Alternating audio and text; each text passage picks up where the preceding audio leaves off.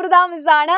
അപ്പോൾ നമ്മൾ എല്ലാവരും വെയിറ്റ് ചെയ്ത ക്രിസ്മസ് എക്സാം ഇങ്ങ് എത്തി. അപ്പോൾ എല്ലാവരും നല്ല അടിപൊളിയായിട്ട് പ്രിപ്പയർ ചെയ്തുകൊണ്ടിരിക്കുകയായിരിക്കും അല്ലേ? അപ്പോൾ മിസ് നിങ്ങളുടെ പ്രിപ്പറേഷൻ കുറച്ചുകൂടി അടിപൊളിയാക്കാൻ വേണ്ടി എക്സാമിന് ഷുവറായിട്ടും ചോദിക്കാൻ പോകുന്ന ഒരു ഭാഗം പറഞ്ഞു തരാൻ വേണ്ടിയിട്ടാണ് പോകുന്നത്. അതായത് ഇതിലെ ചിലപ്പോൾ നമ്പേഴ്സ് മാറാം, ചോദിക്കുന്ന രീതി മാറാം, പക്ഷെ നിങ്ങൾ ഉത്തരം ചെയ്യേണ്ട രീതി മാറുന്നില്ല. നിങ്ങൾ എന്താണ് ആ ചോദ്യത്തിന് ചെയ്യേണ്ടത് എന്നുള്ള കാര്യമാണ് മിസ് പറഞ്ഞുതരാൻ വേണ്ടി പോകുന്നത്. 100% മക്കളെ എക്സാമിന് ചോദിക്കുമെന്ന് ഉറപ്പാണ്. ഇത് കണ്ടു കഴിഞ്ഞാൽ നിങ്ങൾക്ക് എന്ത് ചെയ്യും, സിമ്പിളായിട്ട് എക്സാമിന് ഒരു 10 മാർക്ക് സിമ്പിളായിട്ട് നേടിയെടുക്കാൻ വേണ്ടി പറ്റും. നോക്കിയാലോ, ഇതാണ് ചോദ്യം. ഒന്നാമത്തെ ചോദ്യം. ഇവിടെ നിങ്ങൾക്ക് കാണാം ഒരു ടേബിൾ തന്നിട്ടുണ്ട്. ഈ ടേബിൾ എന്ത് ചെയ്യണം, കംപ്ലീറ്റ് ചെയ്യണം. എന്തൊക്കെയാണ് തന്നിരിക്കുന്നത്? ഒരു നമ്പർ ഉണ്ട്. ആ നമ്പറിനെ പ്രൈം നമ്പേഴ്സ് ആക്കി എഴുതിയിട്ടുണ്ട്. പ്രൈം നമ്പേഴ്സിന്റെ പ്രൊഡക്റ്റ് ആയിട്ട് എഴുതിയിട്ടുണ്ട്. അതായത് അഭാജ്യ സംഖ്യകളുടെ ഗുണനഫലമായിട്ട് നമ്മൾ എഴുതിയിട്ടുണ്ട്. Method of finding the total number of factors. ആകെ ഘടകങ്ങളുടെ എണ്ണം കണ്ടുപിടിക്കാനുള്ള ഒരു വഴി ഇവിടെ എഴുതിയിട്ടുണ്ട്. ഘടകങ്ങളുടെ എണ്ണം എഴുതിയിട്ടുണ്ട്. ഇത് ഒരു ഇമ്പോർട്ടൻ്റ് ആയ ഒരു ഭാഗം തന്നെയാണിത്.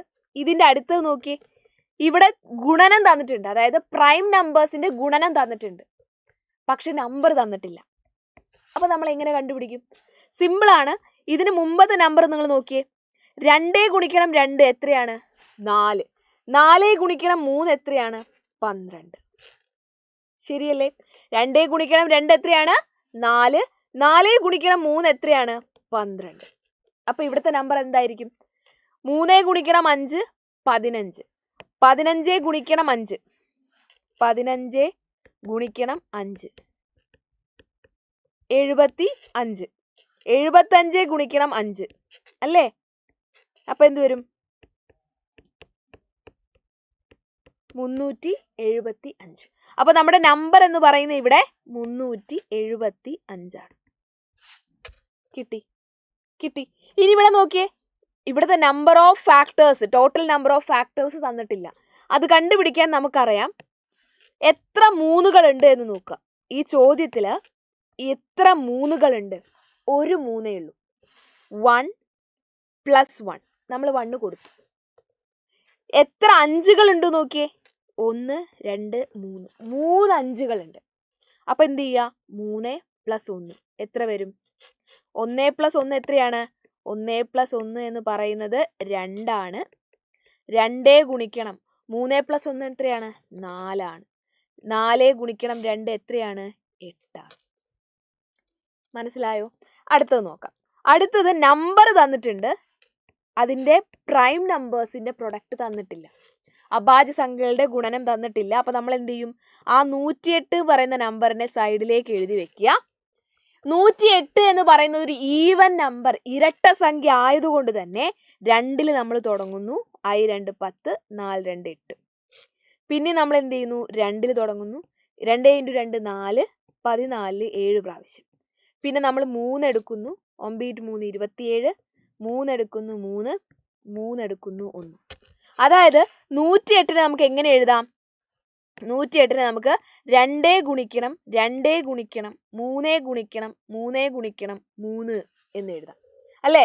2 ഗുണിക്കണം 2 ഗുണിക്കണം 3 ഗുണിക്കണം 3 ഗുണിക്കണം 3. ഇനി എത്ര ഘടകങ്ങളുടെ എണ്ണം നിങ്ങൾ നോക്കിയേ. എത്ര 2കളാണ് ഇവിടെ ഉള്ളത്? 2 എണ്ണം +1 നമ്മൾ കൊടുക്കുന്നതാ. ഓക്കെ. എത്ര 3കൾ ഉണ്ട് നോക്കിയേ. 1 2 3 3 3കളാണുള്ളത്. 3 + 1 നമ്മൾ കൊടുത്തു. അപ്പൊ ഇതെന്ത് വരും? ഇത് എന്ന് പറയുന്നത് 2 + 1 എത്രയാണ്? 3 ഗുണിക്കണം 3 + 1 4. 3 × 4 എത്രയാണ്?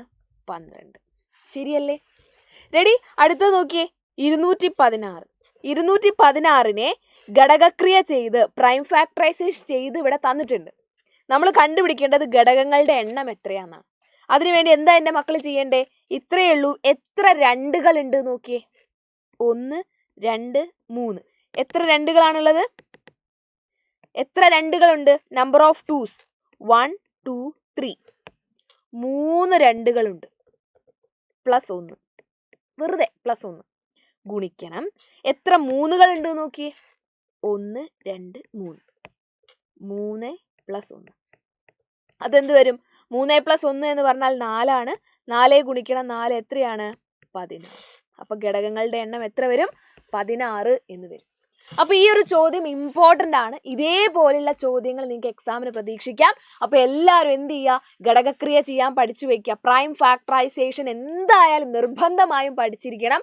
ഘടകങ്ങളുടെ എണ്ണം കാണാൻ ഞാനിപ്പോൾ പറഞ്ഞതാ നമ്മുടെ ഈ ഒരു മെത്തേഡ്, അതും എന്തായാലും മക്കൾ പഠിച്ചിരിക്കണം. അപ്പോൾ ഇത് രണ്ടും ഇമ്പോർട്ടൻ്റ് ആണ്. നിങ്ങൾക്ക് എക്സാമിന് ഒരു 10 മാർക്ക് ഈസി ആയിട്ട് സ്കോർ ചെയ്യാൻ ഇത് രണ്ടും പഠിച്ചാൽ നിങ്ങൾക്ക് സാധിക്കും. ഓക്കെ, അപ്പോൾ ഇത് അടിപൊളിയായിട്ട് കുറേ ക്വസ്റ്റ്യൻസ് എടുത്ത് പ്രാക്ടീസ് ചെയ്യുക. അടിപൊളിയായിട്ട് എക്സാം എഴുതുക. All the best. എക്സാം എന്ത് ചെയ്യുക? സൂപ്പറായിട്ട് എഴുതി വരിക. Okay, so thank you dears. Thank you so much. By.